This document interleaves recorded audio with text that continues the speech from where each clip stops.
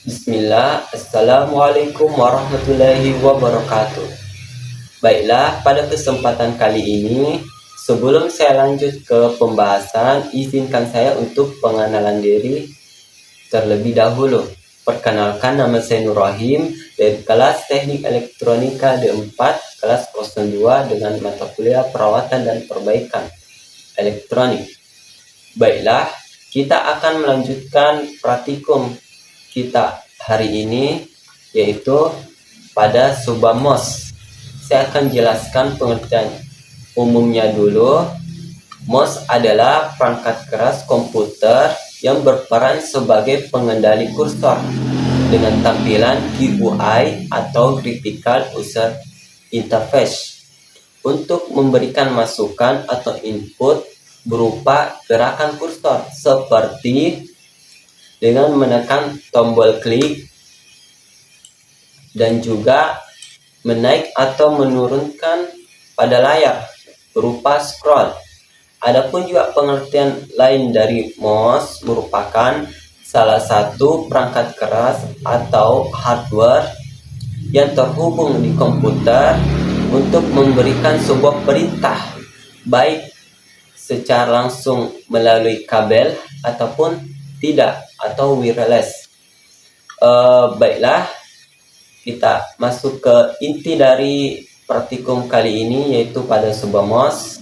Saya punya mouse yang dimana mouse ini saya sudah tidak memakainya lagi beberapa tahun yang lalu, sehingga pada saat saya mencoba mouse tersebut, ternyata dia sudah tidak terkoneksi, sehingga praktikum kali ini mungkin agak berbeda karena saya akan melakukan perawatan dan perbaikan apakah mouse ini masih bisa diperbaiki atau tidak. Baiklah, kita akan melakukan perawatan dan perbaikan seperti apa komponen-komponen luar dan dalamnya. Baiklah, kita ke sesi berikutnya. Baiklah, saya akan menjelaskan komponen luarnya pada mouse. Tapi sebelum itu, saya akan menjelaskan komponen luarnya menggunakan mouse lain agar bisa mudah dipahami.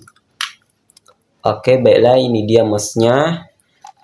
Di mana di sini terdapat dua tombol kiri dan kanan.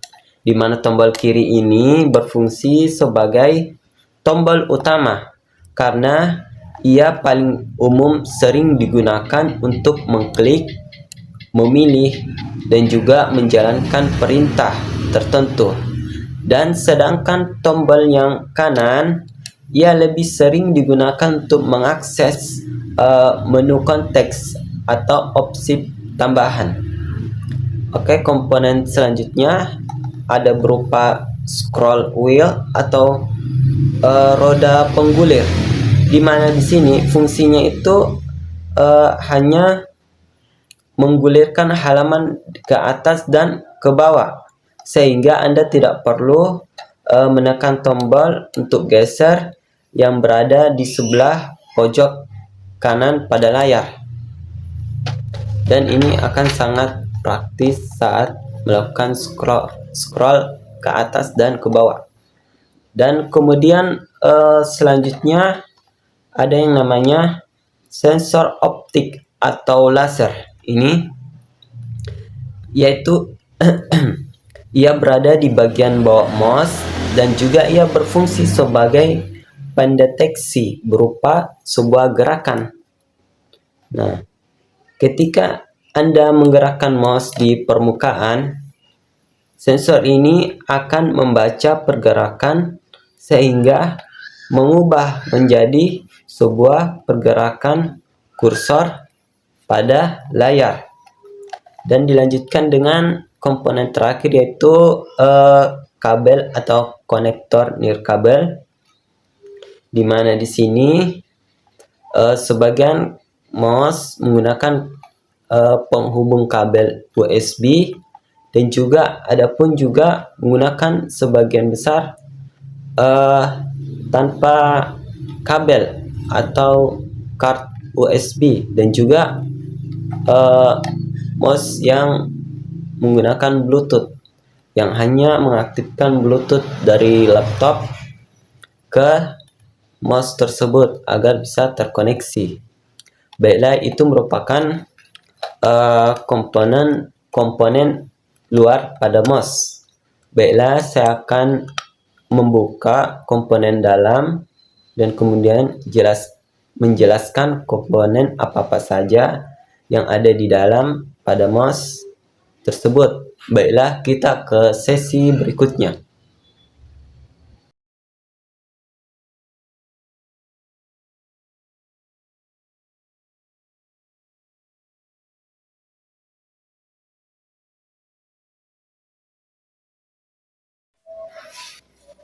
Baiklah, bisa dilihat saya sudah buka bagian dalam pada mouse. Terlihat beberapa komponen penting di dalamnya, mulai dari roda penggilir atau scroll, kemudian dilanjutkan dengan komponen klik kiri dan klik kanan, kemudian dilanjutkan dengan komponen potensiometer. Potensiometer ini kegunaannya untuk mengukur seberapa banyak bola tersebut dapat berputar. Ini kemudian ada namanya resistor. Resistor ini merupakan komponen elektronik yang digunakan untuk mengatur arus listrik dalam sirkuit pada mouse. Kemudian dilanjutkan dengan kapasitor. Ini mungkin kegunaan sebagai menstabilisasi tegangan dan juga sebagai sumber daya cadangan atau penyimpanan energi dan penstabil frekuensi. Kemudian dilanjutkan dengan IC chip. Ini IC chip ini mungkin kegunaannya sebagai pengendalian atau pemrosesan sinyal. Kemudian juga kegunaannya sebagai komunikasi dengan komputer. Kemudian kegunaannya sebagai pengolahan sensitivitas dan resolusi. Kemudian kegunaannya juga sebagai pemrograman dan konfigurasi, dan juga pengolahan daya seperti memainkan peran, mulai dari mengontrol sampai dengan mengatur. Kemudian dilanjutkan dengan komponen yang ini, bentuknya bening, atau ini disebut prisma band light, atau ini merupakan komponen optik untuk membelokkan atau memantulkan cahaya pada lampu di sini. Kemudian dilanjutkan komponen LED light. Ini merupakan sensor optik atau laser yang dijelaskan tadi. Ini merupakan sensor yang terletak di bawah mouse untuk mendeteksi berupa gerakan. Ini bisa dilihat. Oke, kemudian mungkin komponen terakhir ada penghubung atau kabel berupa konektor nirkabel ini. Oke, baiklah, itu saja dari komponen-komponen pada mouse. Baiklah, mungkin saya akan lanjut untuk melakukan pengukuran pada mouse tersebut. Baiklah, kita lanjut ke sesi berikutnya. Baiklah, mungkin saya lihat dulu kenapa mouse ini tidak dapat berfungsi.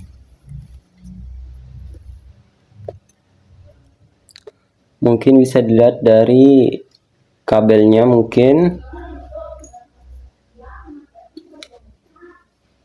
di sini karena sering melakukan gerakan atau terjepit, kabel di sini mungkin membuat kabelnya tersumbat, sehingga mungkin harus dipotong, dan juga sepertinya harus disambung dengan tembaga dan juga solder pengisap timah.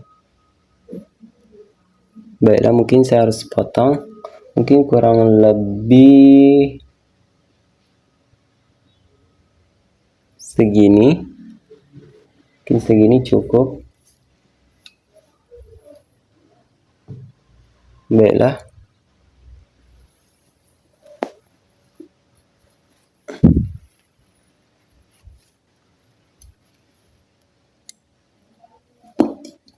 Bella bismillah, semua berhasil.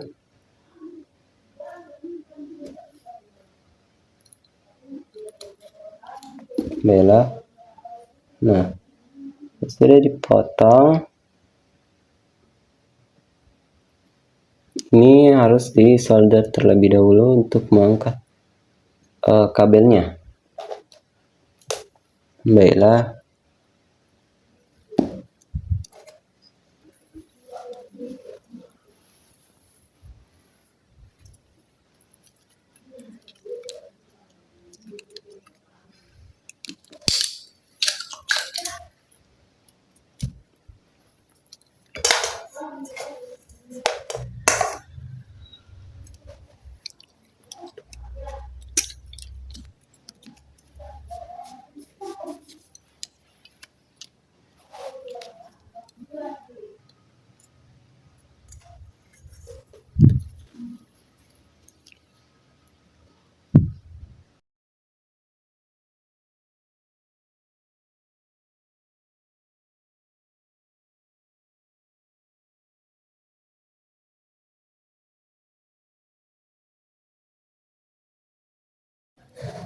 baiklah, saya sudah mensolder di bagian inti. Kita coba untuk buka, apakah bisa.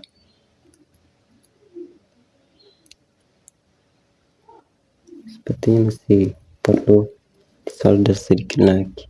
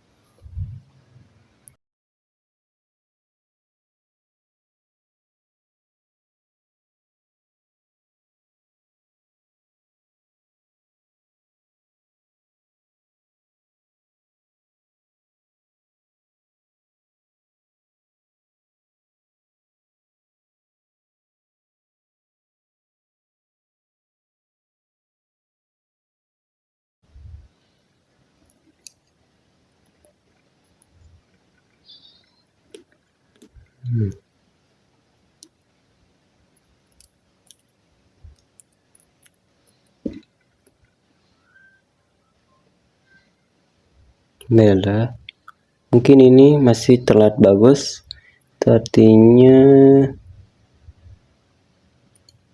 kita sudah bisa melakukan penyambungan.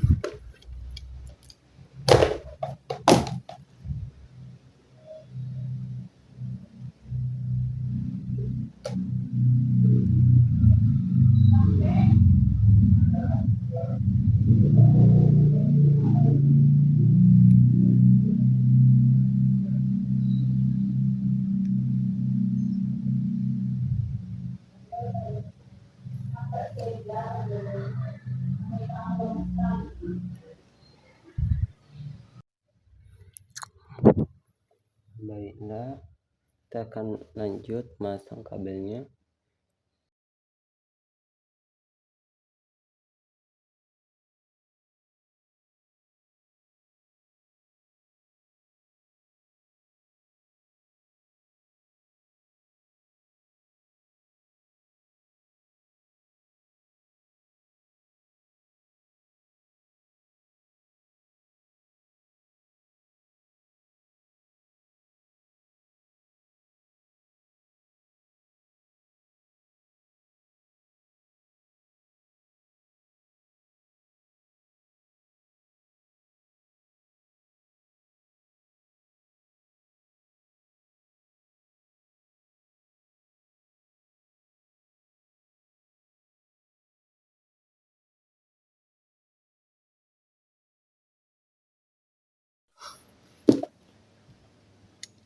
Baiklah, kita akan mencoba apakah ini berfungsi dengan baik atau tidak.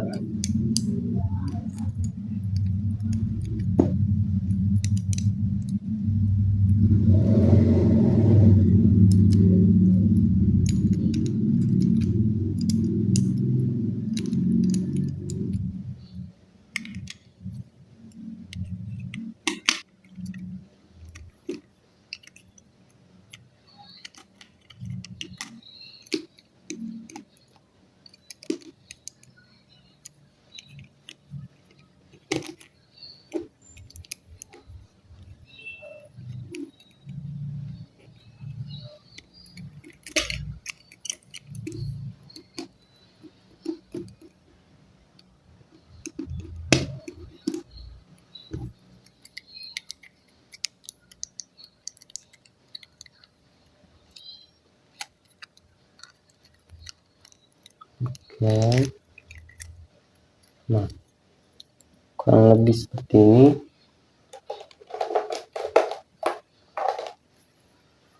Ini coba kita pakai power bank. Ini juga bisa untuk mengalirkan listrik, apakah bisa?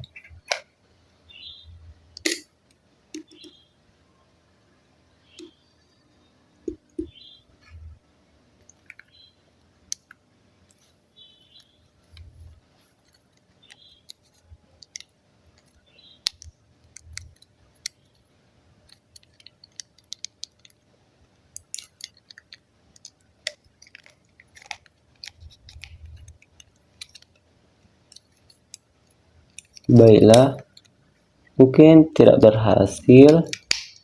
Mungkin ini jika kabelnya bukan bermasalah, mungkin komponen yang menjadi permasalahan balik inti MOS tersebut.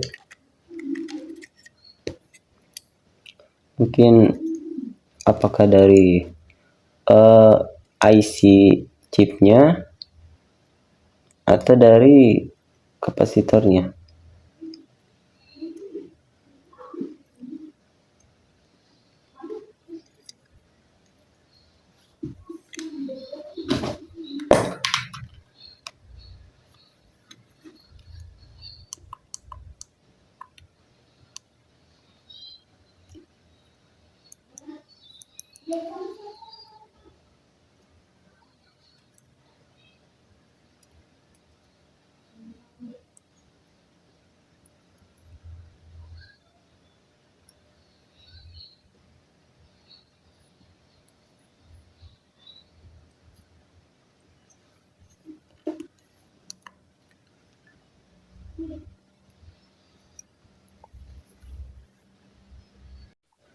Baiklah, saya tadi sudah mencoba untuk mengkoneksinya di laptop, ternyata tidak bisa juga.